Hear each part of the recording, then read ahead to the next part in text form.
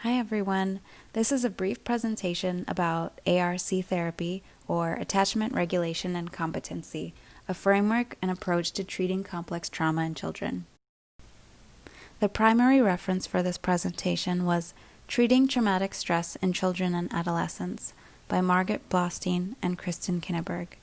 I referenced this text heavily for this presentation and included many direct quotes from the book. Briefly summarized, ARC is a treatment framework for children who have experienced complex trauma. The three main domains of ARC are attachment, regulation, and competency. Here is the overall framework. We'll be starting at the foundation and working our way up. The first foundation of ARC is engagement, which is enhanced when families feel that treatment aligns with their goals and values. Many factors can influence engagement, particularly at the start of treatment, and should be proactively addressed. One of these is perception of need. For a child caregiver or provider to be actively engaged, they should believe that the intervention is helpful for achieving desired goals. Likewise, it's important that clients and therapists maintain a similar frame of the problem. For example, a parent who believes his child is oppositional and just needs to learn to behave better may be reluctant to change or examine his own approach to parenting. Logistical barriers like finances, transportation, and school and work schedules should be considered before the start of therapy. It's also important to consider psychological barriers to attendance. For example, a parent experiencing emotional distress may have trouble bringing their child to therapy. Engagement is certainly fostered by a feeling of connection to the provider.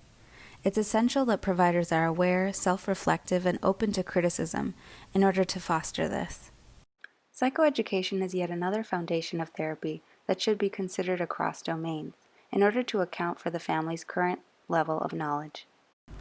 Often, traumatized children have experienced interruptions in routine and consistency. It is important that we foster structure in the environment by accounting for difficult transitions, which can be very triggering for children who've experienced trauma. Allowing children to maintain a sense of control over their personal space and actions. Fostering relational and physical safety, and encouraging children to signal to the people in their environment when they feel uncomfortable. An example of an individual therapy routine might be an opening check-in, which could include describing how we're feeling that day, or picking an event from the past week and describing it as a thumbs up, thumbs sideways, or thumbs down. The goal here is not to rigidly structure every moment of a child's day, but rather to increase a subtle sense of predictability. Children are highly observant and learn from their caregivers' expressions and interpretations of the world.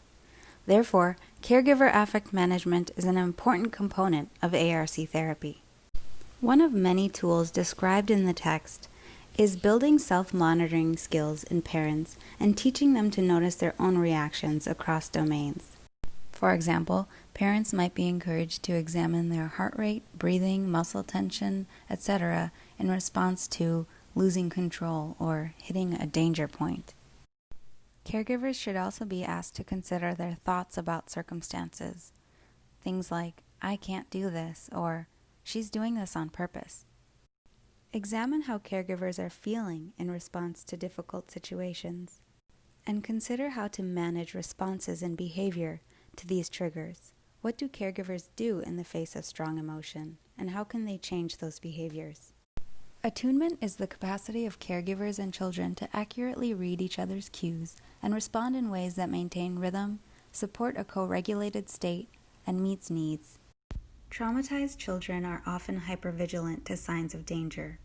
They may overread signs of anger in parental cues or minimize or deny their own needs in order to prioritize those of their caregivers.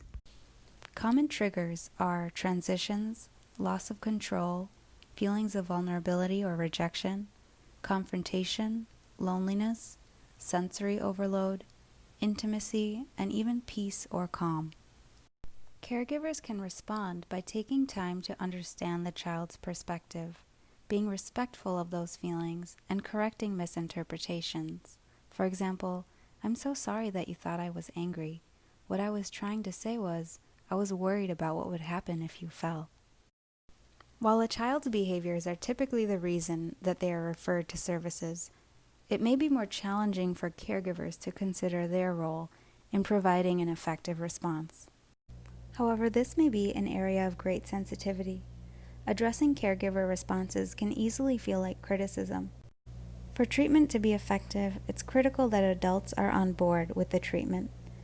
It's important to engage caregivers in discussing their values or beliefs, exploring their history of caretakers and caregivers, being curious about the ways the child's behavior may impact the child caregiver or family, and being attuned to the caregiver's affect. It's also important to acknowledge differences in approaches to treatment and to have honest conversations. The text offers a number of interventions, but one which I'll discuss here is primary needs and strategies for meeting them. One is the need for connection to be seen, heard, and felt. General goals may include building a predictable opportunity to connect with the caregiver.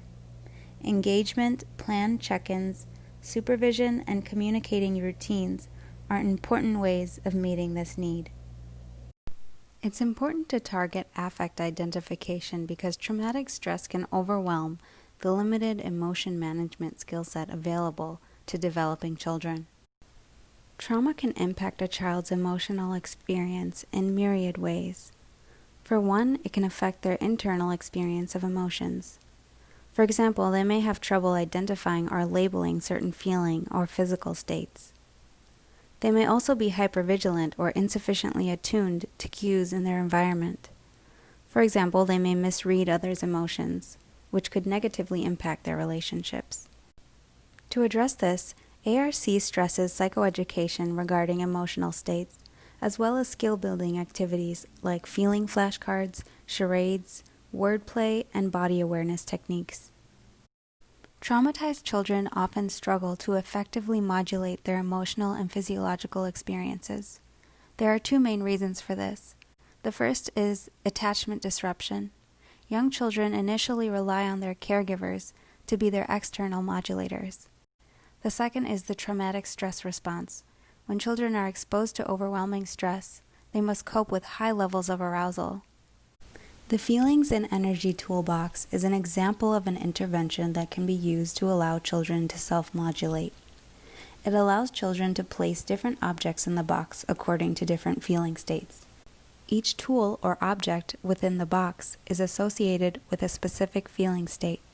For example, if a child is feeling sad, he might pull out a teddy bear or a soothing sensory object to help him overcome that feeling. Relational connection is an important target because many children who've experienced trauma have been through attachment losses, betrayals, or harm in the context of relationships. Trauma affects relational connection in myriad ways.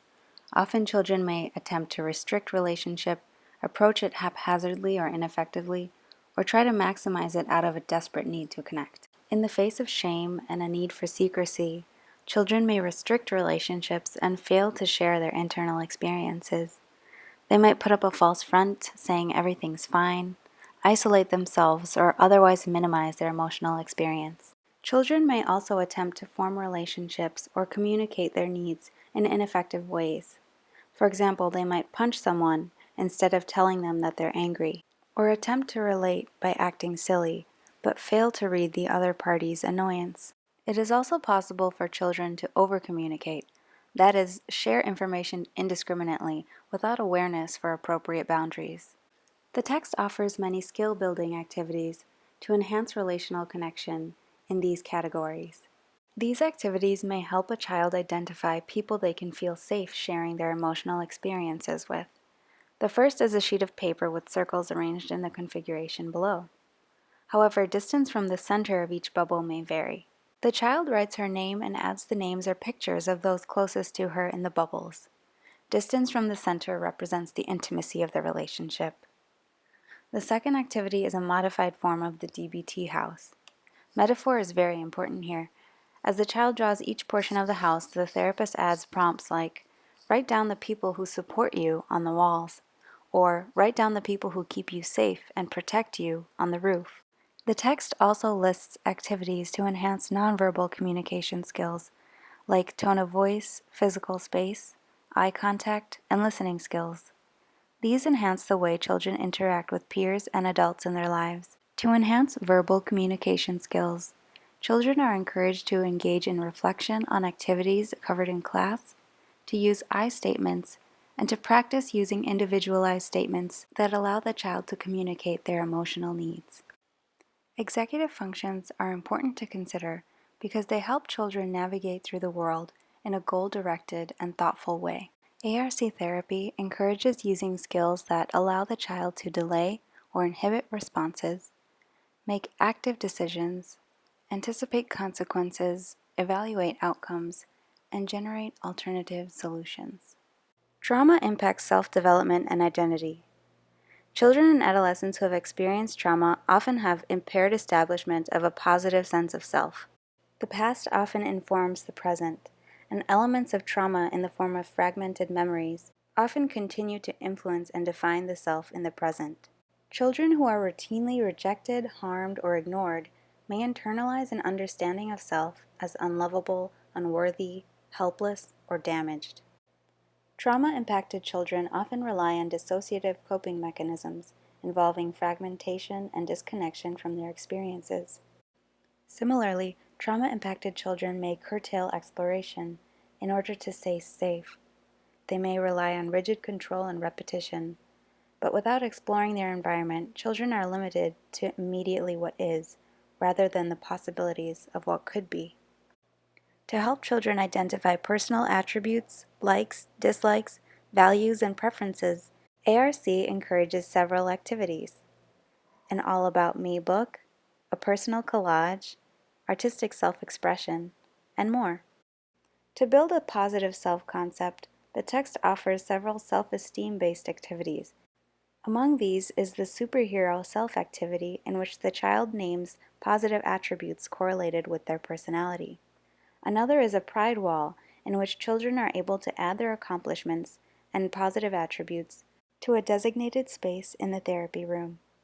One intervention for developing a more cohesive sense of self is the life narrative, the development of a broader narrative that encompasses many experiences of the child's life across time and place, and including both traumatic and positive life experiences. One activity to help children imagine themselves in the future and build connections between current actions and future outcomes is future self-drawing. In summary, the interventions offered in ARC therapy allow the child to experience reintegration of disconnected and fragmented states. Thanks for tuning in, and I would be remiss if I didn't also thank the two developers of ARC therapy for not only developing a really trauma-informed approach to treatment, but also writing such a wonderful book with so many colorful interventions and things that I definitely plan on using in my own practice. So thank you all for listening, and I hope you have a great day. Bye.